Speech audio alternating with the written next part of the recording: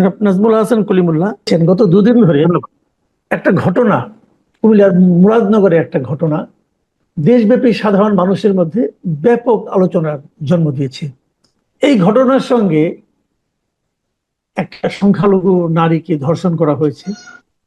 এই ঘটনা তো অনেক বড় ঘটনা, কিন্তু আমরা একটা বিষয়ের সঙ্গে লক্ষ্য করলাম, এই ঘটনার সঙ্গে কিছু কিছু চরিত্র, কিছু কিছু চরিত্রের নাম আমরা দেখতে পেলাম, উচ্চারিত হতে দেখলাম, এবং সেই চরিত্রগুলোর মাধ্যমে তারা যেন বলতে চাইলেন যে ধর্ষণটা যেন তোর ব্যাপার, এখানে রাজনীতিটাই মূল।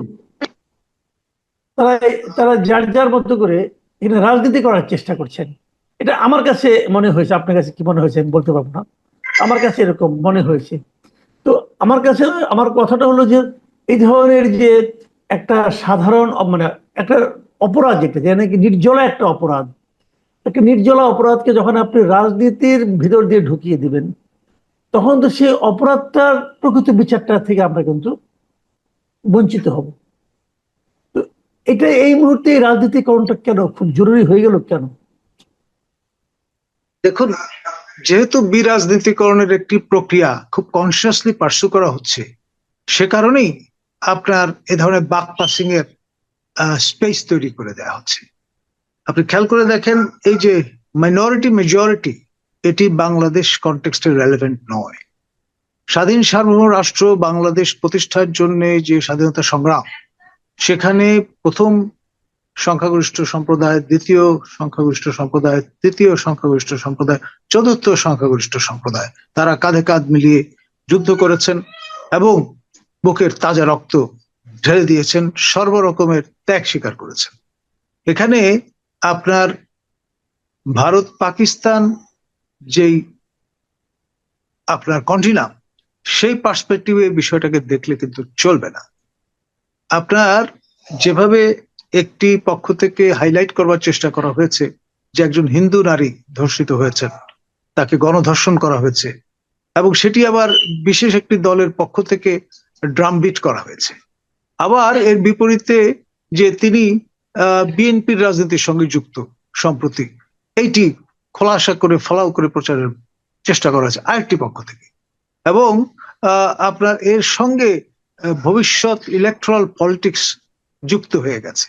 এখন নারীর সম্ভ্রমহানি ঘটলো, সেটিতে কার লাভ কার ক্ষতি, কে কতটুকু গেইন করলেন, এটাকে কার্ড হিসেবে ব্যবহার করে এই যে চিন্তা, বিকৃত চিন্তা, এই জায়গাটায় আমাদের কুঠারাঘাত আনতে হবে। আপনার এখানে বাক পাসিং এর কোনো স্পেস রাখা যাবে না। ধর্ষক ধর্ষকই, তিনি আপনার নারী না পুরুষ, তিনি কোন বর্গের মানুষ, তিনি তার ধর্মবিশ্বাসে কোন চেতনা বহন করেন, রাজনৈতিক এক্স বা ইডিওলজিক্যাল এক্স তার কি, এগুলো ইম্যাটেরিয়াল। আপনার নারীর সম্ভ্রম যে কোনো মূল্যে রক্ষা করবার জন্য রাষ্ট্রকে দায়িত্ব নিতে হবে। এবং আমি তো মনে করি, যদি স্যানিটি থাকতো, যদি সেলফ রেসপেক্ট থাকতো, তাহলে আমাদের এখন যিনি ড্রাইভিং সিটে আছেন, মাননীয় প্রধান উপদেষ্টা, প্রধানমন্ত্রীর মর্যাদায়, আপনার দীর্ঘদিন পর বাংলাদেশ একজন পুরুষকে পেয়েছে এই পদে, এই সিটে। সেই পদে থেকে আত্মগ্লানি থেকেই তার ঘোষণা দিয়ে দায়িত্ব ছেড়ে দেওয়া উচিত ছিল।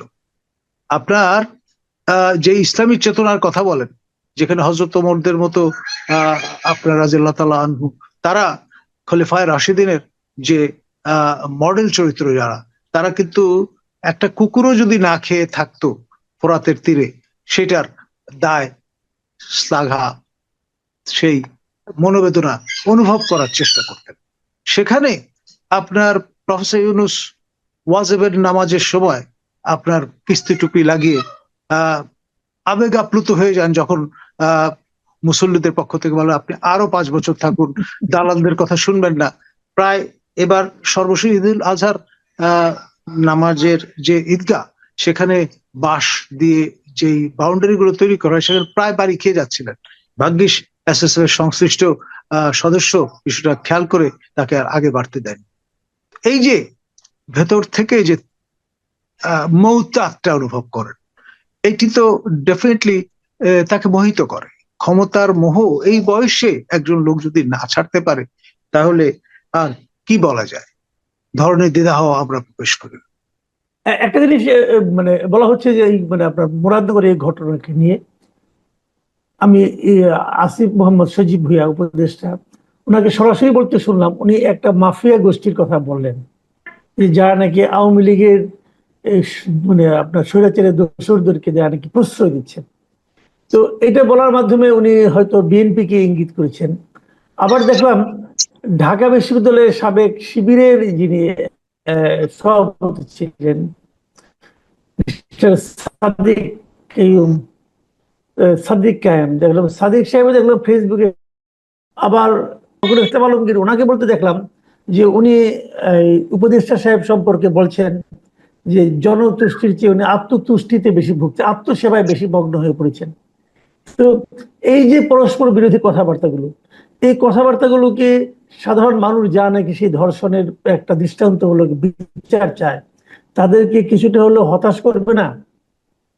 ডেফিনেটলি আপনার এর চেয়ে ধিক্কার দেওয়ার মতো এনভায়রনমেন্ট আর কখন কোথায় প্রিভেইল করবে? বাকপাসিং অত্যন্ত ঘৃণ্য একটি মানসিকতা। দ্বিতীয়ত এর থেকে ফায়দা লুটবার যে চেষ্টা, সেটি আরো ঘৃণ্য। এবং সবচেয়ে ভালো হতো মোরালি স্পিকিং প্রফেসর ইউনূস যদি এর দায় নিয়ে আপনার পদত্যাগের হুমকি দিতেন। মাঝখানে একবার তিনি বলেছিলেন যে তিনি ফেড আপ, এবং নাহিদ মহোদয়ের মাধ্যমে বলবার চেষ্টা করেছেন যে তিনি এনাফ ইজ এনাফ, চলে যাবেন। সেই চলে যাওয়াটাই জন্য তার জন্য সবচেয়ে গ্রেসফুল হতো। এখন এই দ্বিতীয় হ্যান্ডি তার জন্য যে কারণটা এসে ধরা দিয়েছে, ন্যাক্কারজনক। আরেকটা, যেহেতু আসিফ মোহাম্মদ সজীব ভুঁইয়া প্রসঙ্গটা এলোই, ওনার আরেকটা ঘটনার কথাটা বলি আপনাকে। আজকে উনি মরক্কো যাচ্ছিলেন, তখন দেখা গেল যে ওনার ব্যাগের মধ্যে যে ম্যাগাজিন পাওয়া গেলো, গুলি ভর্তি ম্যাগাজিন। তারপর উনি তড়িঘড়ি করে সেটা হস্তান্তর করলেন, আরেকজনকে দিলেন। এবং এটা নিয়ে একটা সংবাদ প্রকাশিত হলো একটা অনলাইনে। সেই সংবাদটা মাত্র 5 মিনিটের বেশি অনলাইনে থাকতে পারলো না, থেকে উঠিয়ে নিতে হলো। তো এই বিষয়গুলো কি আপনার কাছে, এগুলি কি ইঙ্গিত করে? দেখুন, রাষ্ট্র খাবি খাচ্ছে, রাষ্ট্র সিরিয়াসলি ইনজিওর্ড, এবং এমন সব কুশীলবের পাল্লায় পড়েছে রাষ্ট্র যে রাষ্ট্রের যদি সুযোগ থাকতো তাহলে আত্মহত্যা করবার চেষ্টা করত। এই ধরনের ঘটনা কিন্তু নতুন নয়। আমি আপনাকে ইতিহাস পর্যালোচনা করে উদাহরণ দেব। আমাদের যে ট্রায়ো বাংলাদেশকে অদৃশ্য সুতার টানে বিদেশ থেকে পরিচালিত করবার চেষ্টা করেন, প্রফেসর ইউনূসের স্পোক্সম্যান হিসেবে আনঅফিসিয়ালি কাজ করেন, সেই ত্রিরত্নের অন্যতম রত্ন, যিনি আমেরিকায় মোতায়েন থেকে আপনার বয়ান হাজির করেন, আমার প্রিয় ভাজন, তার এক সময় কর্মক্ষেত্র ছিল একুশে টেলিভিশন। তিনি একুশে টেলিভিশনের স্বত্বাধিকারী সালাম সাহেবকে এ ধরনের পরিস্থিতিতে যখন পড়তে হলো, তখন আমার সাহায্য কামনা করলেন। সালাম সাহেব মুম্বাইতে যখন এয়ারপোর্টে এরোপ্লেনে উঠবেন, তখন তার পকেটে গুলি পাওয়া গেল, এবং ন্যাচারালি ইন্ডিয়া তো বিষয়টাকে ভালোভাবে নেয়নি, তাকে আটক করার ব্যবস্থা করেছিল। এবং শেষ পর্যন্ত আপনার ডক্টর কনক সারওয়ার শরণাপন্ন হয়েছিলেন তিনি। এবং কনক জানতেন যে এই বিষয়টা আমার মতো লোকের দৃষ্টিতে নিয়ে আসলে এটা নিয়ে একটা হইচই পড়ে যাওয়ার সম্ভাবনা আছে, এবং ডিপ্লোম্যাটিক চ্যানেলে বিষয়টা সুরাহা করা যেতে পারে। তো যাই হোক, কনক তার এমপ্লয়ারের প্রতি সহানুভূতিশীল হয়েছিলেন, এবং সেই জন্যে সেই যাত্রা আপনার সালাম সাহেব আপনার মান সম্মান নিয়ে সশরীরে ভারতীয় শাসন যেই নিগড়, তা থেকে নিজেকে রক্ষা করতে সক্ষম হয়েছিলেন। এখন আপনার এই যে নজিরটি, সেটি আমাদের কর্তৃপক্ষ আমলে নেয়নি সিরিয়াসলি। যদি নিত তাহলে কিন্তু এই দ্বিতীয়বারের মতো ঘটনাটি ঘটতো না। সজীব ভুঁইয়া, আমার নিশ্চিত বিশ্বাস তার বয়স 27 বছর, আপনি অস্ত্রের লাইসেন্সের অধিকারী হতে পারেন যদি আপনার 30-70 বয়স হয়। আপনি খেয়াল করে দেখেন, এই সরকার, এই হুকুমত ক্ষমতায় আসার পরে আইন করে আপনার বিগত আমলে যতগুলো অস্ত্র লাইসেন্স প্রদান করা হয়েছে, রাইফেল, শটগান কিংবা পিস্তলের, সবগুলোকে স্থগিত করা হয়েছে। এবং আপনার এই অস্ত্র শুধুমাত্র যারা কমিশনড অফিসার তারাই আপনার রক্ষা করতে পারবেন, ব্যবহার করতে পারবেন, এবং তাদের লাইসেন্স ভ্যালিড থাকবে। আর বেসামরিক নাগরিক যাদের এটি আরো বেশি করে প্রয়োজন আত্মরক্ষার্থে, তারা এটি মেনটেন করতে পারবেন না। এই রকমের একটি আজ্ঞা হাজির করে দেওয়া হলো। এবং ধরুন আমার ক্ষেত্রে আমার পিস্তল এবং শটগানের লাইসেন্স করা ছিল, যেহেতু আমি একজন কমিশন অফিসার। মহামান্য রাষ্ট্রপতির আদেশে আমাকে কমিশন প্রদান করা হয়েছে। 2002 সালে বাংলাদেশ মিলিটারি একাডেমি থেকে প্রি কমিশন করে আমি এই যোগ্যতা অর্জন করেছি। আমাকে চেহারা দেখে কেউ দেয়নি। এবং আপনি ট্রল করে বা একটু বাঁকা চোখে বললেন যে honorary commission, no, I had to earn that. আমি ধাপে ধাপে সেকেন্ড লেফটেন্যান্ট থেকে লেফটেন্যান্ট, লেফটেন্যান্ট থেকে ক্যাপ্টেন, ক্যাপ্টেন থেকে মেজর হয়েছি। এবং যেহেতু আমি সরকারের সমালোচক ছিলাম, আমি সেই কারণে আমার প্রমোশন আটকে রাখা হয়েছিল 4 বছর। যখন আমি ডিউ, তার থেকেও 4 বছর আমাকে এটি প্রদান করা হয়নি, এবং আমার কারণে পুরো বাহিনীর আপনার পদোন্নতি আটকে রাখা হয়েছিল। পরবর্তীতে আমাদের বর্তমান মাননীয় প্রতিরক্ষা মন্ত্রী অর্থাৎ Nobel laureate professor doctor Yunus, তিনি আমার 4 বছরের যে বঞ্চনা সেটি আমাকে ফেরত দিয়ে ভূতাপেক্ষা অনুমোদন দিয়ে কিন্তু আমার প্রমোশন কার্যকর করেছেন। I am grateful to him. কিন্তু বিষয় সেটি হচ্ছে, আপনি একজন বেসামরিক নাগরিকের অধিকার খর্ব করলেন, যার সবচেয়ে বেশি দরকার আত্মরক্ষার। এই অরাজক সময়, এই মব কালচারের সময় তাকে নিরস্ত্র করে দিলেন। আর যাদের আপনার না থাকলেও চলে তাদেরকে আপনি ঘাটালেন না। এক। দ্বিতীয়ত, আপনার এখানে যে বিষয়টি সচিবালয়ে প্রবেশাধিকার, আপনার আমাদের যারা সাংবাদিকতা করেন, এখানে 2 ক্যাটাগরির বা 3 ক্যাটাগরির সাংবাদিক আছেন। যারা ইলেকট্রনিক মিডিয়ায় কাজ করেন তারা একরকম, যারা প্রিন্ট মিডিয়ায় কাজ করেন তারা একরকম, আবার কিছু কিছু ব্যক্তি আছেন যারা ফ্রিল্যান্স। আপনার নাহিদ মহোদয় তখন আপনার এই মন্ত্রণালয়ের দায়িত্বে, রহস্যজনকভাবে অগ্নিকাণ্ডের ঘটনা ঘটলো, একটি সারমেয় প্রাণ হারালো, অগ্নিদগ্ধ হলো, এবং গভীর রাত। এবং এই অজুহাতে যিনি আপনার সচিবালয় দেখাশোনা করবার দায়িত্বরত পুলিশ কর্মকর্তা ছিলেন, তাকে, যেহেতু তার স্ত্রী এক সময় গোপালগঞ্জে কর্মরত ছিলেন, সেই অজুহাতে সেইভাবে 2-4 করে তাকে প্রত্যাহারের ব্যবস্থা করা হলো। এবং আপনার সকল সাংবাদিকের আপনার অ্যাক্রেডিটেশন কার্ড সাসপেন্ড করে দেওয়া হলো।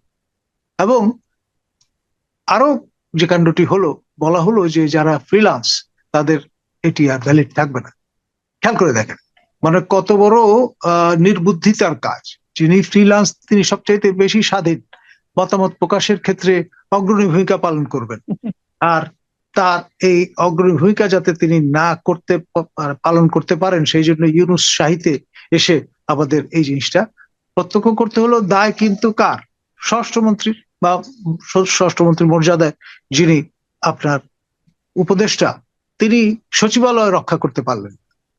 অগ্নিকাণ্ডের ঘটনাটি ঘটলো এবং এর দায় সাংবাদিকদের উপর চাপিয়ে দেওয়া হলো। এখন আপনি তো স্বচ্ছতা নিশ্চিত করবার হাতিয়ার, সেখানে আপনি একটা অস্বচ্ছ ঘটনা ধামাচাপা দিলেন। এখন পর্যন্ত সেটি মেনটেন করেছে। আমার কাছে মনে হয়েছে এটা অন রেকর্ড বলা দরকার। আপনি নিজেও একজন সাংবাদিক। আমি দীর্ঘ 1 বছর প্রেস ইনস্টিটিউট বাংলাদেশে পোস্ট গ্রাজুয়েট ডিপ্লোমা কোর্স করে আমি যোগ্যতা অর্জন করেছি। তারপরে 1 বছর করে 5 বছর অস্থায়ী কার্ড পেয়েছি। 5 বছর অতিক্রান্ত হওয়ার পর স্থায়ী কার্ড পাওয়ার জন্য এলিজিবল হয়েছি। তারপরে একাধিকবার সেটা রিনিউ করার সুযোগ আমার হয়েছে। আমার মেয়াদ কিন্তু এখনো শেষ হয়নি, কিন্তু এক আজ্ঞা দিয়ে সেটা সাসপেন্ড করে রাখা হয়েছে, which is really unfortunate। এবং ইউনূসের এই আমলে এসে আমাদের এই অভিজ্ঞতার মধ্য দিয়ে যেতে হলো, এবং আজ পর্যন্ত কোনো জুডিশিয়াল প্রোব ইনকোয়ারি রিপোর্ট আমরা কিন্তু পাইনি। দায়টা কার, দায়ী কে, ওই সময় কারা সচিবালয়ে ছিলেন, এই বিষয়গুলো কিন্তু আমরা জানি না। এরপরে আমরা দেখেছি নানান রকম নিবর্তনের চেষ্টা করা হয়েছে সচিবালয়ে, যারা পেশাগত বিভিন্ন ইস্যুতে আন্দোলন উন্মুখ হয়েছেন তাদের ডান্ডা মেরে ঠান্ডা করে দেওয়ার ব্যবস্থা হয়েছে, কিন্তু নিজেরা যে এই দুর্ঘটনাগুলো ঘটালেন বা এর দায়টা নিলেন না, এটা কিন্তু ভবিষ্যতে একটা কালো অধ্যায় হয়ে থাকবে বাংলাদেশের সচিবালয়ের ইতিহাসে। সচিবালয়ের আচ্ছা, ইতিহাসে একটা জিনিস ব্যত্যয় আপনাকে- ঘটেছিল একটা জিনিস- এরশাদ শাসন আমলে, আপনার 87 সনে স্বরাষ্ট্র মন্ত্রণালয়ের নিকটস্থ যে দেয়াল সেটি ফুটো করে ফেলা হয়েছিল, সেটাই ছিল সর্বশেষ ঘটনা, কিন্তু সেটি সফল হয়নি। কিন্তু সাফল্যের সঙ্গে আপনার অগ্নিকাণ্ড ঘটলো এবং ঘটানো গেল সচিবালয়ে মধ্যরাতে, সেটি কোনো কুলকিনারা আমরা এখন পর্যন্ত পাইনি। এর দায় কিন্তু প্রফেসর ইউনূসকে নিতে হবে, সেটি উদ্ঘাটনের দায়িত্ব জি। ছিল তার। তিনি ঘর গোছানোর অংশ হিসেবে এই তার মেয়াদ শেষ করার আগেই তার উচিত হবে এটির উপর একটি শ্বেতপত্র প্রকাশ করা। ধন্যবাদ। আচ্ছা, আরেকটা জিনিস আপনি আমাকে একটু বলেন, যে কথাটা আপনি একটু বললেন যে অস্ত্রের লাইসেন্স পেতে হলে মিনিমাম 30 বছর লাগে, Definitely। এবং আমাদের এই যিনি একজন উপদেষ্টা বেসামরিক আছেন, ওনার নাগরিকের বয়স জন্য, 30 যিনি হয়নি। সামরিক বেসামরিক অফিসার, সেনা নৌ বিমান বাহিনীর কমিশন অফিসার, তার বয়স কম হতে পারে, কিন্তু যেহেতু তার প্রশিক্ষণের অংশই হচ্ছে অস্ত্র চালনা, ইজ এন্টাইটেলড, জি। সেই আইন, সেই রীতি, সেই প্রথা কিন্তু এখানে হয়তো কার্যকর নাও হতে পারে, কিন্তু একজন বেসামরিক নাগরিক তিনি যাদের দায়িত্বশীলতার সঙ্গে তার অস্ত্র ব্যবহার করতে পারেন ফর সেলফ ডিফেন্স, সেই জন্যই কিন্তু তাকে এই অস্ত্রের লাইসেন্সটি প্রদান করা হচ্ছে। অস্ত্রের দুই তাহলে ক্যাটাগরি, আসিফ মাহমুদ কিভাবে লাইসেন্স রাইফেল এবং আপনার শর্টগান, সেটির লাইসেন্স ইস্যু করবেন জেলা প্রশাসক স্বরাষ্ট্রমন্ত্রীর মন্ত্রণালয়ের অনুমোদন সাপেক্ষে। আর পিস্তলের লাইসেন্স যিনি প্রদান করবেন তিনি কিন্তু স্বয়ং স্বরাষ্ট্রমন্ত্রী বা স্বরাষ্ট্রমন্ত্রীর মর্যাদায় উপদেষ্টা মহোদয়। না, তাহলে আসিফ মাহমুদ কিভাবে অস্ত্র মানে লাইসেন্স পেলেন? তো লাইসেন্স না পেলে উনি গুলি দিয়ে কি করবেন? ওনার সঙ্গে তাহলে গুলি থাকছিল কেন? আপনার শুধুমাত্র এই কারণেই তো তার পোর্টফোলিও হারিয়ে ফেলা উচিত। আমাদের এই বেয়ারা কথাগুলো বলতে পারতে হবে। আইনের শাসন আপনি মানবেন না, আপনি খাতির যত্ন করবেন। ধরুন আপনার যখন সালাম সাহেব ফিরে আসলেন দেশে, তখন কিন্তু বিষয়টা নিয়ে কোয়ারি করা উচিত ছিল, সেটা কিন্তু করা হয়নি, এবং কেউ জানতোই না। আমি যদি আজকে আপনার মাধ্যমে এটি প্রকাশ না করতাম, সজীব মহোদয় কাণ্ডটা না ঘটালে, আমারও বলার কোনো প্রয়োজন ছিল না। আমি যেহেতু ইতিহাস চেতনা মেনটেন করি, সেই কারণেই কিন্তু অন রেকর্ড গতিতে কোনো এখানে আরেকটা কথা, সেই জন্য বললাম। আচ্ছা, এখানে আরেকটা কথা আপনি আমাকে বলেন, যে ধরা যাক হাইপোথেটিক্যালি উনি অস্ত্র রাখতে পারেন, ধরা যাক, আমি ধরে নিলাম, তো উনি তো মানে রাখার কোনো সুযোগ নেই, বৈধ সুযোগ নেই। এটা আচ্ছা, সুযোগ নেই। তার গানম্যান থাকতে পারে, তাহলে গানম্যানদের জন্য কতগুলো প্রোটোকল আছে। যেমন গানম্যান যখন পতাকাবাহী গাড়িতে থাকবেন, যিনি চালক তার পাশে মোতায়েন থাকবেন, এবং তার জন্য এক্সামশন যেটি, যে তিনি সিট বেল্ট লাগাবেন না, যে কোনো সময় তাকে লাফ দিয়ে পড়তে হতে পারে আত্মরক্ষার্থে, আচ্ছা, ভিআইপির আপনার জীবন রক্ষার্থে। সেই জন্য তার জন্য অ্যালাউড, তিনি ফ্রন্ট সিটে বসলেও তিনি সিট বেল্ট ব্যবহার নাও করতে পারেন, যেটি ম্যান্ডেটরি। তাহলে এটা কি তার গানম্যানের অস্ত্র ছিল, গুলি ছিল? যদি তাও হয়, সেটি তিনি ক্যারি করবেন কেন? আদার রাউন্ড, যিনি গানম্যান তার নিরাপত্তা নিশ্চিত করার জন্য যে আর্মস অ্যামুনিশন সব তার কাছে থাকবে। যিনি পিএপিএস, তার দায়িত্ব মালপত্র ক্যারি করা, না মন্ত্রী মহোদয়ের স্বয়ং দায়িত্ব আপনার তাদের রিলিজ দেওয়া? তাহলে তারা মাসের শেষে বেতন নিচ্ছেন কেন ওই কাজের থেকে? এই বিষয়গুলো না, আমি কতগুলো জিনিস বোঝার চেষ্টা করছি। আপনি একটা কথা ভাবুন তো, যদি এটা আমাদের এখান থেকে যদি চলে যেত, উনি তো মরক্কোতে যাচ্ছিলেন, মরক্কো এয়ারপোর্টে নামার পর কি অবস্থা হতো? সালাম সাহেব যে বিব্রতকর পরিস্থিতিতে পড়েছিলেন, তার চেয়েও বিব্রতকর পরিস্থিতি তৈরি হতো। কারণ সালাম সাহেব প্রাইভেট ইন্ডিভিজুয়াল হতে পারেন, তিনি একজন ধর্নাঢ্য ব্যক্তি, ইলেকট্রনিক মিডিয়ার একটি আউটলেটের স্বত্বাধিকারী, কিন্তু তিনি তো মন্ত্রীর মর্যাদায় সেখানে রাষ্ট্রীয় সফরের মতো একটা সফরে হয়তো যাচ্ছেন, বা তার কাউন্টারপার্ট যিনি মরক্কোতে তার আমন্ত্রণে যাচ্ছেন, অথবা তিনি কোনো সেমিনার, সিম্পোজিয়াম বা ওয়ার্কশপ অ্যাটেন্ড করতে যাচ্ছেন। তাকে তো দায়িত্বশীল আচরণ করতে হবে ভাই।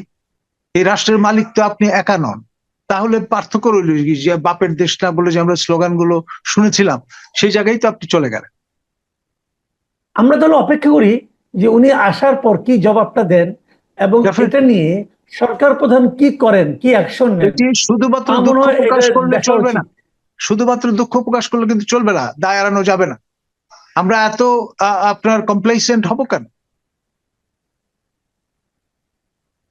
জি, অনেক ধন্যবাদ, অনেক ধন্যবাদ জনাব নাজমুল হাসান কলিমুল্লাহ। আপনি অনেকগুলি সেন্সিটিভ বিষয় নিয়ে খুব ডিটেইলে কথা বললেন। আমার মনে হয় আমরাও আশা করব যে সরকার প্রধান হোক আর সরকারের যারা অংশ আছেন তারা হোক, এই বিষয়টা আপনাকে জবাবদিহিতা আমরা সরকারের কাছে দাবি করব যে কেন একজন অপ্রাপ্ত বয়স্ক, অপ্রাপ্ত বলছে এই অর্থে যে অস্ত্র Eligibility বহনের জন্য, perspective. হ্যাঁ, অস্ত্র বহনের জন্য পর্যাপ্ত, অস্ত্র লাইসেন্স পাওয়ার জন্য পর্যাপ্ত বয়স হয়নি এমন ব্যক্তি, উনি কেন গুলি বহন করবেন ওনার সঙ্গে বিমানে ওঠার সময়, এবং যেটা নিয়ে একটা বিব্রতকর পরিস্থিতি তৈরি হবে। এটা কেন হবে এবং এটা হওয়া উচিত কিনা, মানে ওনারা কি ধরাকে সরা জ্ঞান করেন? ওনারা কি এই দেশটাকে নিজের বাপার মানে পিতার দেশ মনে করেন নাকি নিজের দেশ মনে করেন? ওনাদের এই এখতিয়ারটা কোত্থেকে এলো? একজন উপদেষ্টা কি সাধারণ একটা জনগণের চেয়েও বাড়তি কিছু মানে আপনার রাষ্ট্রীয় ক্ষমতা ভোগ করার সুযোগ পান? এই অধিকারগুলো কোত্থেকে আসে, কোন মানসিকতা থেকে আসে? আমরা তার একটা সুস্পষ্ট জবাব এই সরকারের কাছে চাইতেই পারি। আমরা দেখি সরকার সেই জবাব দেয় কিনা। জনাব নাজমুল হাসান কলিমুল্লাহ, ঠিক সময়ে ঠিক প্রশ্নটা উত্থাপন করার জন্য আপনাকে ধন্যবাদ। প্রিয় দর্শক, আপনারা অপেক্ষায় থাকুন, দেখি আমরা এই প্রশ্নটার জবাব পাই কিনা।